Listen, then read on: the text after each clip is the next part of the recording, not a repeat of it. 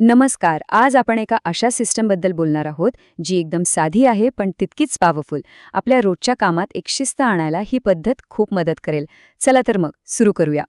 एक प्रश्न आहे, आपल्या डोक्यात ज्या ब्रिलियंट आयडियाज येतात त्या जातात कुठे?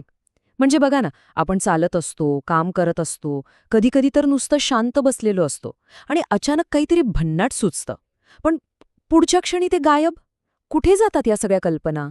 ह्याचं उत्तर थोडं विचित्र आहे. त्या सगळीकडे असतात आणि कुठेच नसतात. म्हणजे काय की त्या कल्पना येतात आणि जातात, पण आपण त्यांना पकडून ठेवत नाही. त्यामुळे त्या हवेतच विरून जातात आणि आपल्या हाती काहीच लागत नाही. आणि हीच तर मूळ समस्या आहे, ज्याला आपण म्हणू शकतो कॅप्चर प्रॉब्लेम. खरं तर आपला मेंदू हा आयडिया तयार करण्यासाठी बनला आहे, त्या साठवून ठेवण्यासाठी नाही. जेव्हा आपण सगळं काही लक्षात ठेवायचा प्रयत्न करतो, तेव्हा उगाचच डोक्यात गर्दी होते आणि स्ट्रेस वाढतो. आणि हे आपल्या सगळ्यांसोबत होतं नाही का? बघा, कोणीतरी एखादं छान पुस्तक सुचवतं, दुकानातून काहीतरी महत्त्वाचं आणायचं असतं, कामाबद्दल अचानक एकदम भारी आयडिया येते.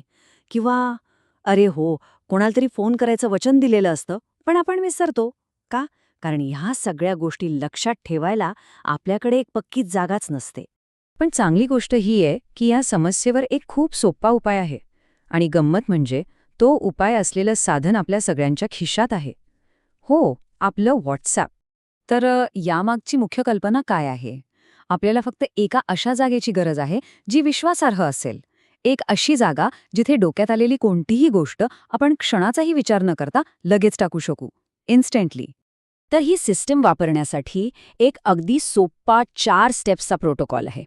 ही एक अशी प्रोसेस आहे जी आपण रोज वापरू शकतो आणि त्यामुळे डोक्यातली गर्दी कमी होऊन आपल्याला एक प्रकारची स्पष्टता मिळते.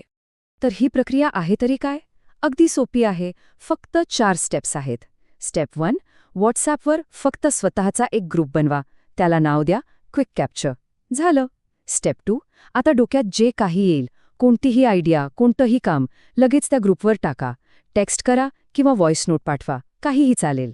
स्टेप 3, दिवसातून एकदा त्या ग्रुपमधल्या प्रत्येक गोष्टीला उचलून तिच्या योग्य जागी ठेवा, म्हणजे कॅलेंडरमध्ये टाका किंवा टू डू लिस्टमध्ये लिहा.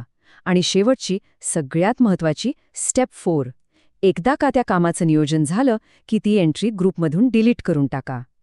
आता ही सिस्टम व्यवस्थित काम करण्यासाठी 2 नियम पाळणं खूप खूप गरजेचं आहे. हे 2 नियम या सिस्टमचा पाया आहेत असं समजा. यांच्याशिवाय काही खरं नाही.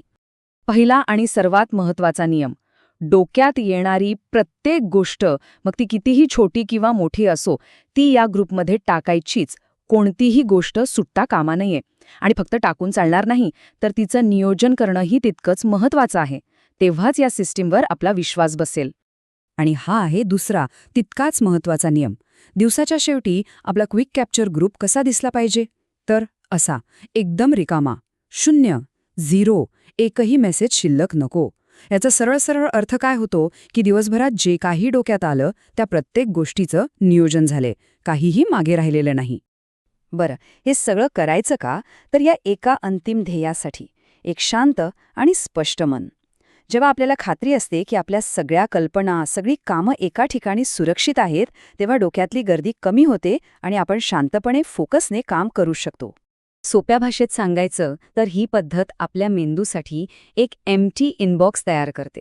जसा रिकामा ईमेल इनबॉक्स बघून बरं वाटतं, तसंच रिकामं डोकं आपल्याला जास्त क्रिएटिव्ह आणि महत्त्वाच्या कामांवर लक्ष केंद्रित करायला मदत करतं. शेवटी फक्त एक विचार करून बघा. कल्पना करा की डोक्यात कसलीच गर्दी नाहीये, काहीतरी विसरून जाऊ ही भीतीच नाहीये. अशा मोकळ्या आणि शांत मनाने काय काय नवीन गोष्टी निर्माण करता येतील? विचार करण्यासारखी गोष्ट आहे नाही का?